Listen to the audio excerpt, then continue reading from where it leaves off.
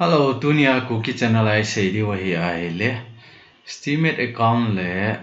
DTUBE iti ki join hamti say di wahi in ito tu amasa tu ina say mabong when nilaya estimate account hondan ina say tawin navet lawai le anavel vet nilang iti estimate account nei lawai DTUBE ki hong thei lawahi in DTUBE tu I piham iti ai le iti to bang YouTube to bang hi in Hizi ituna hizi bahi YouTube mahi kisai halkhat ga kisai sauzep hanlang le YouTube mahi mi ave tam ngai ai lo le subscriber tam ngai hizi phat le bo chun sumna mu thei hi in ain la hizi DTUBE hi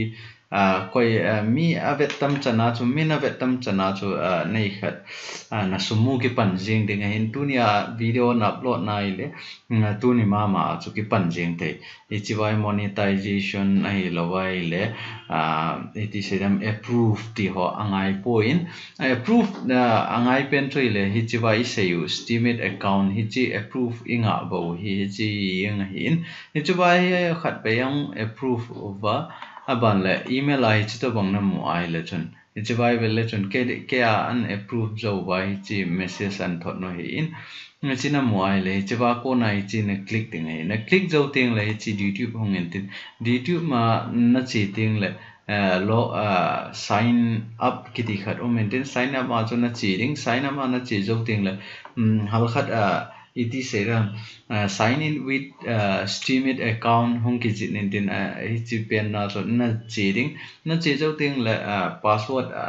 khat hin pi win tin estimate then hi chi link na click ting le hin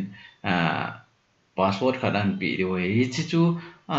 password na mu ting le hoi ta na ki save na bolding notepad a hi lawai le na diary am khana ki note la an lang hoi ta save place khana na ki koi ding ai aji chu na nei lawai le chu he chi gmail ho account ho ipiti sera password e hei pang phat le na atha ga ki sim ki ji hi chi ho to bang choi hi lo ji chun hoi ta password na mu ting le na ki koi phat ding hi chi chu amas pe na het angain không vậy khát nó mình sai là chun estimate account na thả nó hòn tỷ là wa chu password nó mua lâu thì ngày gì chun hỏi ta chính thấy ta nó bỏ là ngày này ba lấy chứ vậy estimate account nó mà sao chu it ki hòn ham tỷ na sei ta win chứ vậy sign up na sign up này lo vậy lấy chứ lại na mi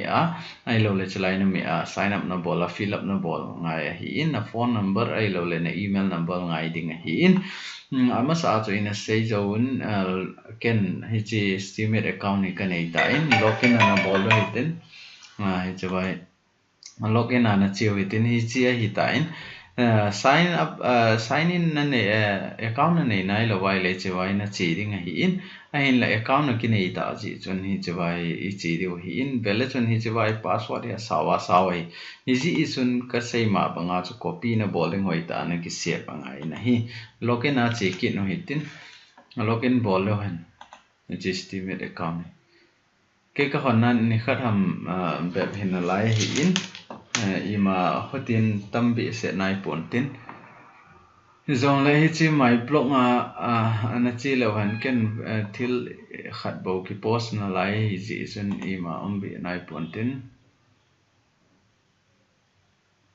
che hi in che vai vele chon hi chi ken thil ka ji hi in ka ji na ko na hi 0.1 $0.01 hichi ba video ai $0.02 hichi ba 0.01 hichi ba 0.01 hichi hita hi upload ni ki mo pai jing hi in aban le DTUBE ma na lut kit le han hichi DTUBE hi in hichi YouTube hi hichi ba na confuse loading ai aji so hichi ba hi DTUBE yong hi YouTube to bang hi in hi chalaya hi login no mintin sign up na bol zo ting le hi chabai login na chi ding ai login na chi ting le betang hi to banga ding ai hi to banga ting le chabai na chi lo ding ai hi chabai estimate account na nei ta ji chun hi chabai na chi ding ai na login with estimate connect hi chabai na chi ding hi chalai na me ding hi chalai na me ting le amal ma hong ki connect with estimate account to na hong ki connect en tin hi chaphat le hong ki login ding ai chỉ connect cái bộ này connect nó bộ tiếng bạn này chỉ ai tiếng lấy chỉ nó click tiếng này anh tăng năm dạ nó mày lấy chỉ lại nó click tiếng này hình là cái này chỉ cái dạ nó dạ rồi chỉ cái click này này chỉ cái account này tại chỉ cái account này bạn lại channel lại chỉ tiếng này là YouTube tôi bằng bằng này trong này na YouTube tôi bằng bằng này chỉ channel cái gì mà ngay chỉ bài chỉ cái channel là hiện bạn lại video IT upload tham thì ai lệ chỉ bài hal khát anh bây giờ hiện tại chỉ lại nami ai lệ chỉ không nên tin chỉ không dấu tiếng lệ video nó upload tiếng ấy nè video upload nó tiếng gặp bây giờ cái này chỉ là video khát các bạn xem chỉ cho nó về hồi tin DTUBE chỉ hiện bạn lệ chỉ nó sụ nia vài chỉ vào cô này drag ông nó bỏ thấy ai là vài lấy chỉ lại nó mía chỉ lại mía là chọn folder ông kéo mình thì chỉ vào nó choose thấy ai là tu nia sẽ bỏ đứng đó nó rồi đấy chỉ vào cô này cái drag tiếng chỉ lại hiện tại nó drag luôn tiếng nó drag luôn dấu tiền đấy cho nên drag luôn dấu tiền đấy title họ nó quay tiếng ấy nè title họ nó quay tiếng ai là vậy là description họ hay ta nó quay tiếng ấy description họ title họ text họ hay ai là chun nó video cho mình là tam mô tiếng thì na ai hết thêm chút này thì vậy description là type tiếng bạn lệ type dấu tiếng lệ thì vậy text na text ai leave cái ball thế hiện anh ta chơi lại avet sa nan kids tuyệt space na mẹ tiếng ấy YouTube mà cho comma cái mẹ hin thì vậy space cái mẹ na song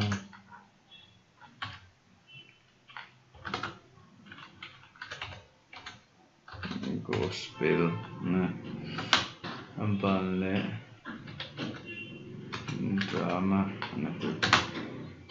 na chỉ nằm bỏ dấu tiếng lệ chỉ bài description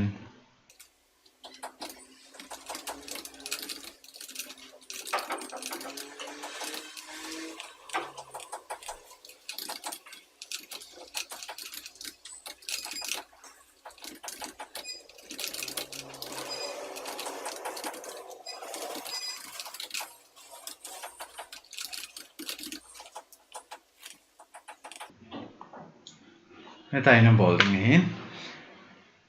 hiện tại nó tab dấu tiếng lệ tôi submit button ở mình hiện tại là về là chọn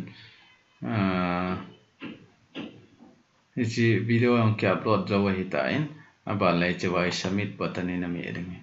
error please upload snap snap a ball này phổ biến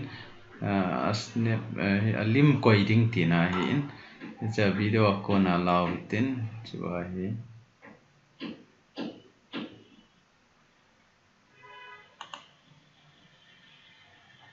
chỉ hiện tại này sẽ phải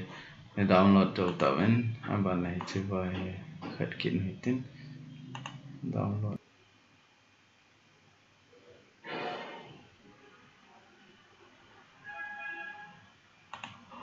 chỉ hiện bạn là open ball đều open ball dấu tiếng là chỉ phải uploading không cái tin tin uploading snap dấu tiếng đấy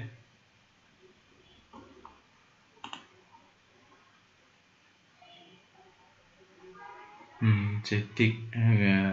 green nào cái tick tan cái tick đầu tiên là chỉ phải submit ở mẹ đây này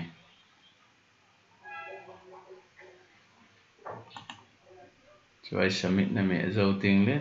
chỉ phải dollar sign on phải tại chỉ mình là Harvard na ai là vậy là mình là like chana cho năng en chỉ phải sumna mô đây ngay hiện chỉ chú tu nia IT DTUBE hona aban le video upload deng ham tiong isei now hi chan chu hin tin hal cha ga ki sei be le chalai my channel a chu ga che kit le han hi chu a hi video na tam upload chana chu na sumu tam deng hi in aban le hi chiwa ko na hi be le chun hi chi bai na balance abona totalize na mom ti hi chi bai hong do ring hi in aban la hi chi hi navet no mai le chun ibola steemit account ki connect ham ti ai le chi ve le chun steemit account na chu abona ki connect so ke hi in na hi chi bai na sumu yo se thil na draw ding ayong le sum na draw ding ayong le chi wallet na ko na draw ding ai ni chi steemit account na ko na Hiche DTUBE ma sumna mo holang chu hiche steemit account na ko na ki draw ding hi ji chun hiche head the mangai draw ding dan jong hi hoila ya ko na draw a hoila ya hong lu teng ham ti wa hi a kit ting le ina sei kit de hi in hiche steemit hi bitcoin head kha ai le bitcoin to bang hi in dollar khat chu steemit izat ham na steemit point a chu izat ham 0.001 jong hi mai thei na hi chi sang tam lo jong hi mai thei hi chi chun hi chi bitcoin le steemit hoi currency type a hin hi chong hi het the mangai na hi ai lai choi ha kha khana in jil to de in abona tha khana ki se an lang le het ta sanga na boi chi ding ai ji chun hong ha ki se dan tin hi chan tu YouTube DTUBE account iti ki honna ai lo le video iti ki upload na sumi iti ki muham ti hal chai ga se na chu hi chan chu in tin to a kit ting le hi chalaya request ki bol dung chu ya hi i khat video editing dan ho ai lawai le affiliate marketing ti ho in sai de wa hi in video i langpang na tha no ma ai lo le i bilang pang na het no mai le chun i chiwa ko na comment nan bola na comment na bola anoi na comment dung chu ya chu video ong ki sem ding in tu le tu a ong ki sem ding e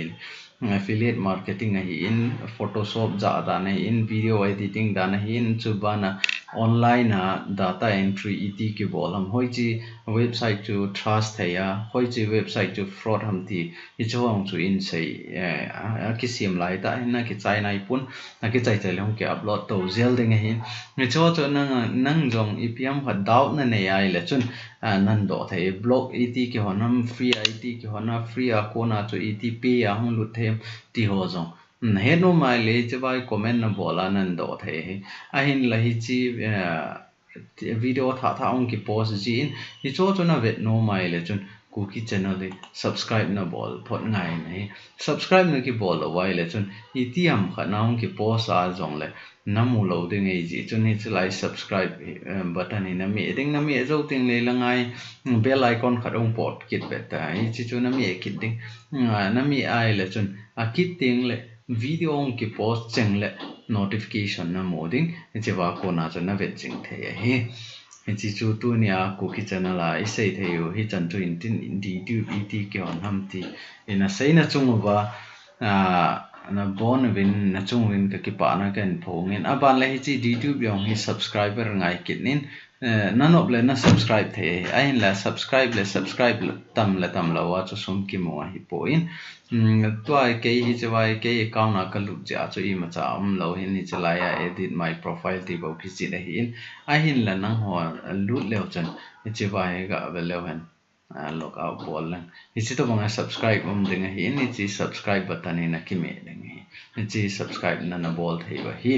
tu nia I sei no mo DTUBE iti ki hona mai lo le video ki upload ham ti sei now I chi chan cho hi in ai la hi chi DTUBE nei na ding a cho hi chi vai streamit account hi ngai hi chi chon streamit account hi ama sa aphat ma sai sei ma bang wa cho na hon zo ting le hi chi na ki hon thei cho hi ti hi sei no min tin KUKI channel ve zo se na bon vin chung vin ka ki pa na kan phong ki ne he